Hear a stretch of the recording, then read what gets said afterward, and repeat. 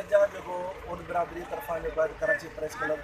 तय कयो पियो वञे। इन एहतजाज जो सिर्फ़ु हिकिड़ो ई मक़सदु आहे त खैरपुर जे ओड बिरादरी जो जेको कम्यूनिटी हॉल आहे जेको सरकार हुननि खे ठाराए ॾिनो आहे हुननि जी ज़ाती परापटीअ मथां जेको हुननि 97 जे अंदरि जेको आहे त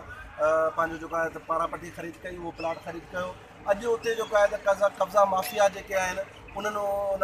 ग़रीब मिसकिन जेके हिंदू बिरादरी जेका पंहिंजी इबादत करण जे लाइ उते जेको आहे पंहिंजो 5 मिंट जेको आहे सहूलियतूं ऐं जेको आहे सुकून वठण लाइ ईंदी हुई, उन्हनि खे जेका टपड़ वपड़ कढी करे जेको आहे त रोड ते पिचो करे छॾिया आहिनि। ऐं उन्हनि जो लाइ हीअ चवनि पिया त तव्हां जेकॾहिं ख़ामोश न वेठा त असीं तव्हांखे जेको आहे त माना धमकियूं ऐं उन्हनि खे जान मारण जो जेको आहे धमकियूं बि ॾिनियूं वञनि। असीं सम्झूं था त हीअ सिंध मां हीअ सिर्फ़ु कम्यूनिटी हॉल खैरपुर मां ख़ाली कराइणो कोन्हे को, पर हीअ सिंधुनि खे सिंध खां जेको आहे त माना धार कराइण जी हिकिड़ी गहरी साज़िश कई पई वञे, जंहिंजी असीं सख़्तु लफ़्ज़ में मुज़म्मत कयूं था। ऐं असां हीअ घुर कयूं था ख़ासि तौर ते जेको आहे त SSP